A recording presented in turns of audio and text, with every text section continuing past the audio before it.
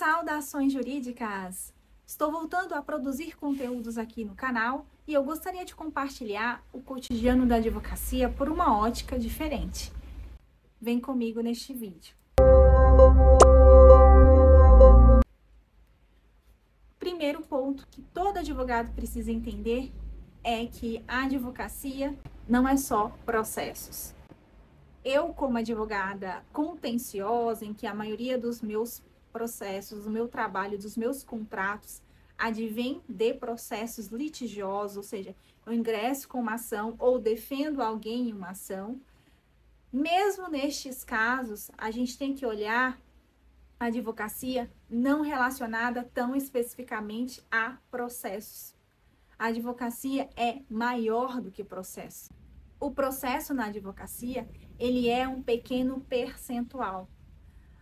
Digamos que num bolo, num pedaço de bolo ou num bolo inteiro, a advocacia contenciosa, o processo, equivale a um pedaço do bolo, uma fatia. E o restante, então, entre as outras habilidades que, infelizmente, as faculdades não ensinam e que a gente tem que adquirir na prática. Uma das habilidades mais importantes relacionadas à advocacia é lidar com o ser humano. Lidar com o cliente não é fácil. Existem clientes que têm pontos de vista diferentes, clientes que já vêm para você depois de ter feito consultas gratuitas com o Dr. Google ou até mesmo com alguns outros advogados. Então, eles chegam querendo te explicar quais os pedidos que devem ser feitos. E esse tipo de cliente é um cliente difícil de lidar, porque ele quer ter razão.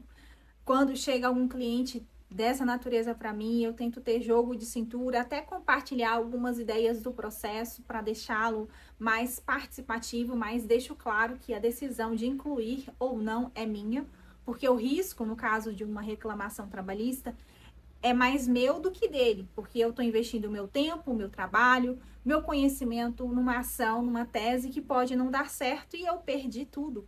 Perdi todo esse investimento que eu fiz caso não dê certo. Então, o meu prejuízo é maior. E aí eu consigo convencê-lo a só ficar na opinião.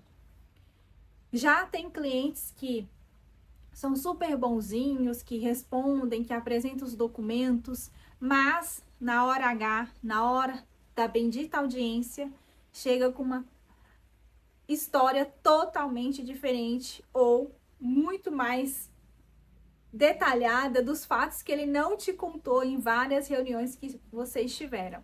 Lembram de um caso em que nós estávamos pedindo a pejotização, reconhecimento da pejotização. Ele trabalhou, gente, só para ter ideia, 50 anos numa empresa, 50 anos. Desses 50 anos, 26 anos foi como empregado registrado. Com a mudança de gerentes, veio também a lei da pejotização, então eles falaram, não, vamos transformar você em PJ, você vai ganhar mais, não sei o quê. E aí ele ficou um tempo como MEI. Ele era muito dedicado.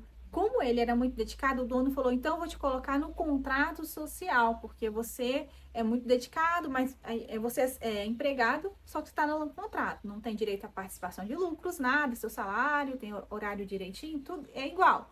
Você vai mudar que você vai estar no contrato social e pode ser que eu te dê alguma coisa, quando a empresa estiver bem.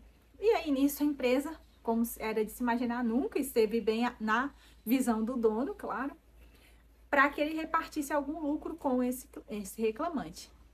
Com os avançados anos, esse dono ficou bem velhinho, então não havia mais motivos para continuar com a empresa do jeito que estava e resolveu demitir esse meu cliente.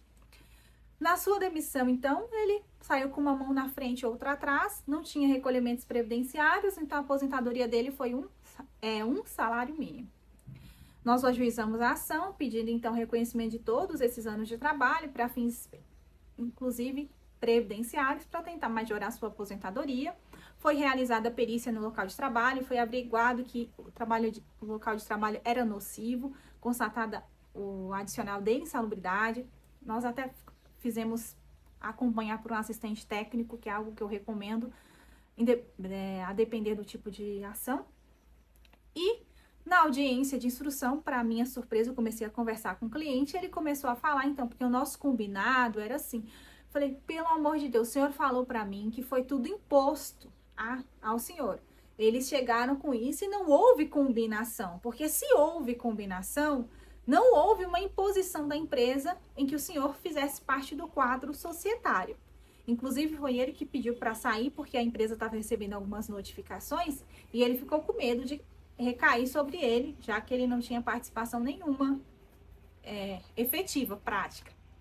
E aí aquilo me assustou. Eu falei, se a empresa pedir para ouvir, o juiz questionar isso, vai matar meu processo.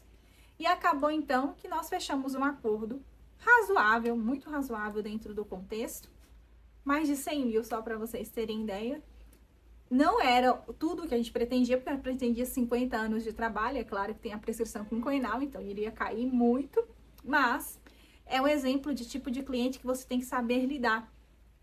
Porque na hora que ele começou a me falar coisas distorcidas do que a gente tinha conversado, isso porque nós tínhamos feito 4 reuniões, sendo uma presencial que demorou 2 horas, em que ele narrou tudo, eu até gravei, coloquei lá no Google Docs, na modalidade ditado, para que ele ditasse lá, ele, conforme ele ia falando, ia escrevendo, para eu ter registro de tudo que foi dito. E na audiência chega e faz uma dessa.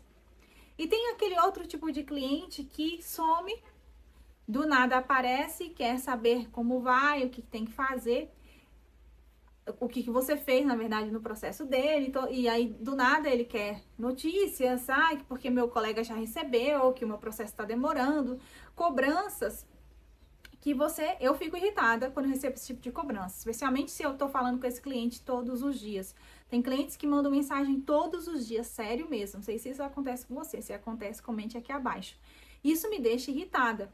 E aí, a gente tem que aprender, então, a conviver com todos esses tipos de clientes, fora outros tipos de clientes que eu não vou elencar aqui, como clientes empresa, que manda mensagem 5 da manhã, 8 horas da noite, 10 horas da noite, mensagem, você tá online, que você tá falando com a família, por exemplo, e aí mandando mensagem, você tem que responder, porque fica chato, você tá online ali, não tá respondendo.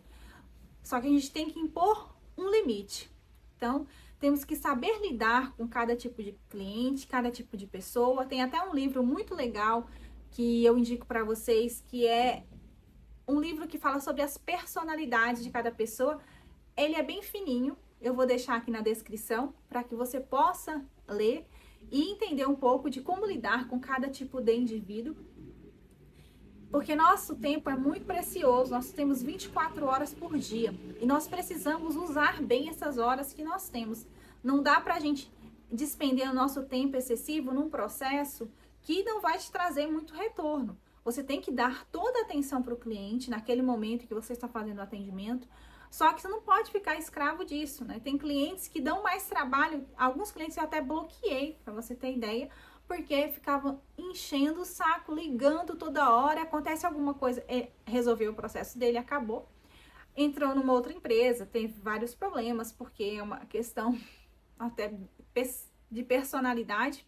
E tudo que acontece, o chefe me chamou, manda mensagem, não sei o quê. Como se você prestasse uma consultoria, e aí você tem que ter um jogo de cintura para falar, olha, é o seguinte, nosso trabalho se encerrou quando ocorreu o pagamento daquele processo.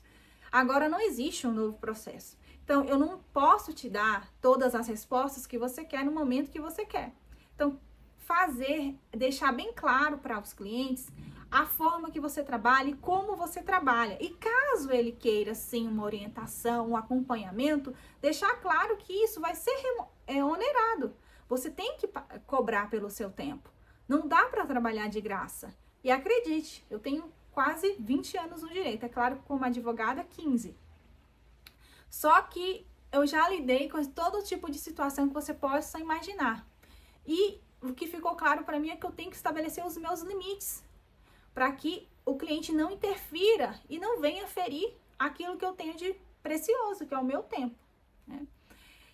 E outro ponto que eu queria falar sobre advocacia para fechar esse vídeo, senão vai ficar muito longo, é a respeito dos nossos honorários. Eu falei aqui que não é só processo, falei aqui dos tipos de clientes e quero falar dos nossos honorários. a gente tem que reconhecer o nosso trabalho. A gente tem que valorizar o nosso trabalho. Eu já cheguei, gente, a fazer processos por cento e poucos reais. É claro que não para reclamante, não para cliente, mas, por exemplo, um advogado me contrata para fazer uma petição e eu faço lá por 100 reais, um recurso ordinário, por exemplo, que dá muito trabalho para fazer. Hoje, eu jamais faria isso.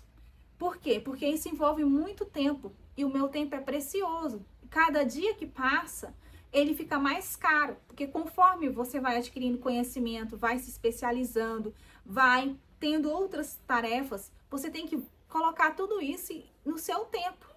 Quanto tempo você vai gastar para fazer aquela determinada atividade, aquele determinado trabalho que foi contratado? Então, você tem que calcular o seu tempo, o seu valor, naquele momento que você vai despender para fazer aquilo que você foi contratado efetivamente. E tem que cobrar caro, gente, porque nem todo mundo vai ser o seu cliente. E se você aceitar a barganha de qualquer um, você não vai ter a recompensa que você merece.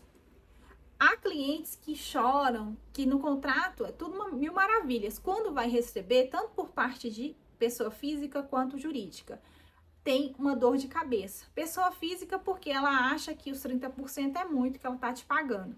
Então, o que eu faço questão de fazer é o quê? Eu delineo ali uma prestação item que foi onde eu delineo ali item a item que foi feito. Se na primeira audiência já teve acordo, ou seja, eu só fiz a inicial e compareci na audiência, eu elenco tudo que foi dito na inicial, a análise dos documentos realizadas, a reunião realizada, para deixar claro para o cliente que não foi de gratuidade, não foi, ai, nossa, só foi na audiência e ganhou 30%, não é bem assim. Então, eu tenho que delinear isso para o cliente saber. E se for um cliente muito cri-cri, você pode colocar lá um valor, ó, para a inicial foi, se vamos supor, você ganhou 30 mil reais, para a inicial 15 mil, para fazer isso, e se você delinear o seu trabalho para mostrar para ele que não foi de graça. E para clientes e empresas, existe uma dor de cabeça quando você coloca aquela cláusula de receber eventualmente o que você conseguir economizar para a empresa, né? Que é a velha cláusula do proveito econômico.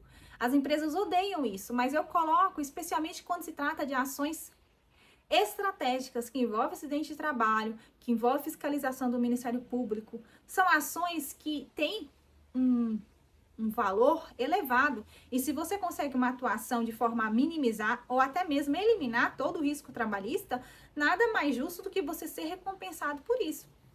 Só que isso nem sempre é motivo de alegria para as empresas, existe até um desconforto quando você vai exigir, e eu já faço aquele e-mail lá cobrando meus honorários e colo lá a cláusula do contrato conforme cláusula X. Aí o cliente, mas eu não lembro de ter assinado, mas a senhora assinou. Então, tem que pagar, porque a gente economiza. Já pensou se o seu processo tivesse havido a condenação que era esperada? O senhor tinha que desembolsar, sei lá, R$1 milhão, num caso, por exemplo, que eu tive específico. E qual foi o valor que o senhor pagou? 0. A sentença foi totalmente reformada. Então, nada mais justo do que me recompensar, né, com os meus honorários do proveito econômico. Então, a gente precisa saber cobrar e exigir que nosso trabalho seja recompensado, porque se você não valorizar o seu trabalho, ninguém vai fazer. Então, aqui ficam as 3 situações que eu pontuei para vocês, para que você pense na sua advocacia, além do que é efetivamente, além de fazer processos apenas, que você veja os seus clientes e possa saber lidar com cada um deles, impondo as suas limitações, porque ele está te contratando. Então, não é porque na nossa atividade não existe aquela máxima, o cliente tem sempre razão.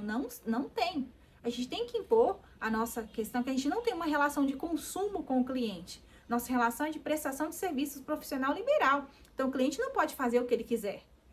E a terceira situação é saber cobrar os nossos honorários e valorizar o nosso trabalho. Espero que você tenha gostado. Se gostou, deixa seu like, comente abaixo para que eu possa saber que esse vídeo te agradou. E compartilhe com seus amigos. Vamos aí fomentar a valorização da nossa advocacia, que é tão necessária nesse momento.